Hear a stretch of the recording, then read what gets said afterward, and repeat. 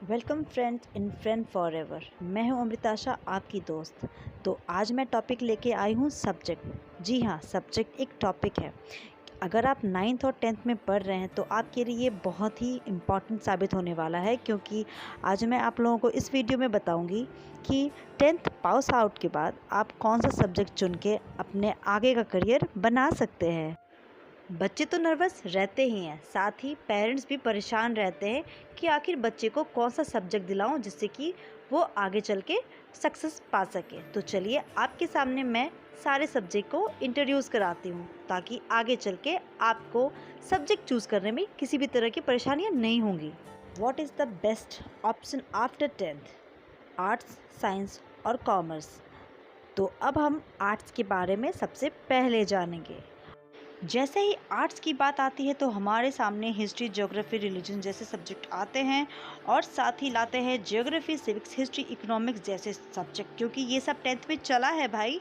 अब आया 11th का बारी। तो 11th में history, political science, geography, English, Hindi, economics, sociology और कंप्यूटर जैसे सब्जेक्ट हमारे सामने आएंगे।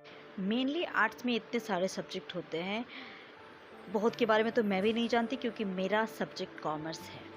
तो इसमें से आप 3 सब्जेक्ट ले सकती हैं, साथ में हिंदी और इंग्लिश आपका सब्जेक्ट हो सकता है, ठीक है।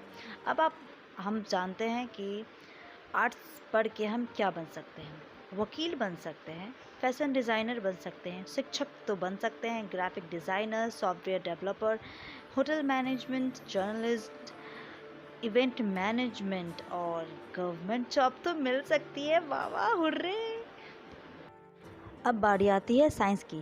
तो आइए जानते हैं 11th क्लास में साइंस में हम कौन कौन सा सब्जेक्ट पढ़ सकते हैं। बायोलॉजी, इंग्लिश, फिजिक्स, केमिस्ट्री और मैथमेटिक्स।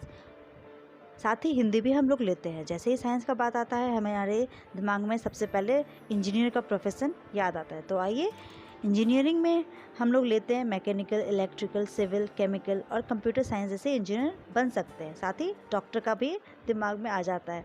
जी हाँ, डॉक्टर भी बन सकते हैं हम साइंस लेकर के। साथ ही मेडिकल लाइन के सारे नर्सिंग स्टाफ जो होते हैं वो सारे साइंस पढ़े हुए ही होते हैं।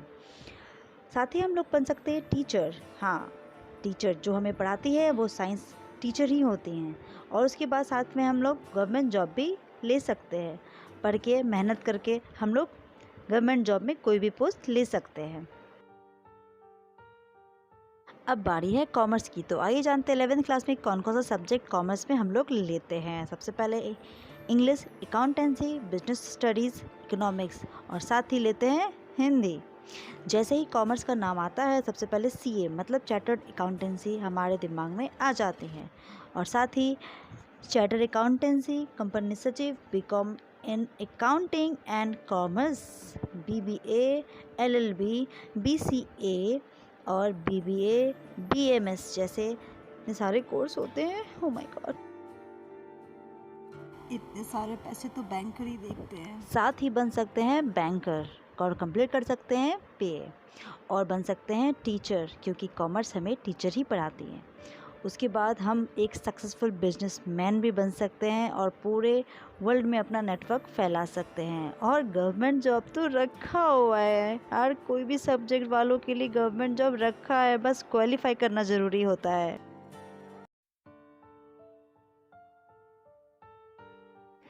हेलो हेलो, रुको, बात यहाँ खत्म नहीं हुई। अब बारी है यूपीएससी की।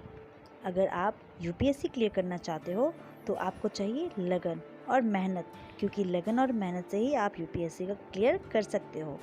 बात रही सब्जेक्ट की, तो आप कोई भी सब्जेक्ट से यूपीएससी क्लियर कर सकते हो, बस चाहिए आपको ग्रेजुएट का सर्टिफिकेट। तो आप बन सकते हो आईपीएस, आईएएस, ऐसे ही कई अधिकारी जो हमारे देश की रक्षा करता है।